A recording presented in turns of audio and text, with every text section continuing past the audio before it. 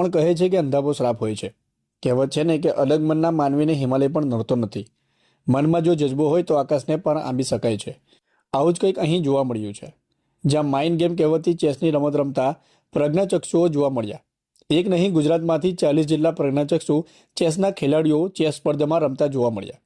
કરજણનગરના APMC hall ખાતે આજરોજ Gujarat chess association four visually challenge અને કરજણના પ્રજ્ઞાચક્ષુ શિક્ષક એવા પ્રકાશભાઈ પટેલના સહયોગથી એક દિવસીય પ્રજ્ઞાચક્ષુ ચેસ સ્પર્ધાનું આયોજન કરવામાં આવ્યું હતું, જેમાં ગુજરાતભરમાંથી 40 ખેલાડીઓએ ભાગ લીધો હતો.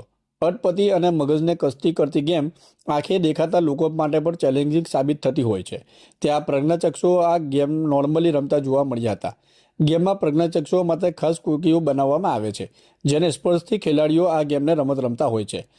આજરોજ યોજાયેલી સ્પર્ધામાં પુરુષ અને મહિલા ખેલાડીઓએ ખૂબ ઉત્સાહથી ભાગ લીધો હતો.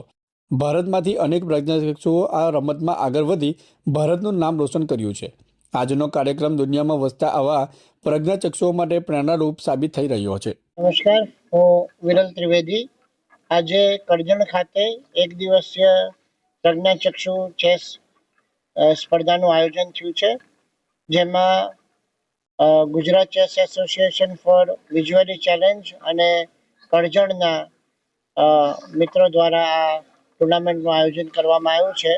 આખા ગુજરાતમાંથી 40 પ્રજ્ઞાચક્ષુ ચેસ પ્લેયર્સે આમાં ભાગ લીધો છે. અને આ એક જ એવી રમત છે કે જેમાં પ્રજ્ઞાચક્ષુ લોકો કોઈ પણ નીતિ નિયમને ભંગ કર્યા વગર એ સાઇટેડ સાથે પણ, એટલે કે જેમને દેખાય છે એની જોડે, અને પ્રજ્ઞાચક્ષુ વચ્ચે પણ રમત રમી શકાય છે. અને જે બોર્ડ છે એમાં બ્લેક જે મોહરા છે એના ઉપર એક ટપકું મૂકવામાં આવે છે, જેથી પ્રજ્ઞાચક્ષુને હાથ ફેરવીને ખબર પડે કે આ કાળું રમકડું છે કે ધોળું રમકડું છે.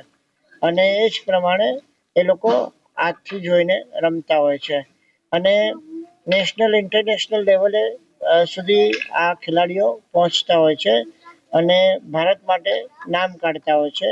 હું પોતે પણ ફ્રાન્સમાં 2019 અને અમેરિકામાં 2024માં ભારતનું પ્રતિનિધિત્વ કરી ચૂક્યો છું. આપણા ત્યાં અત્યારે દર્શનભાઈ પંડ્યા પણ રમી રહ્યા છે. એમણે પણ ભારત માટે કમસે કમ 4-5 વખતે ઇન્ટરનેશનલ લેવલે ભારતને રિપ્રેઝેન્ટ કરી ચૂક્યા છે.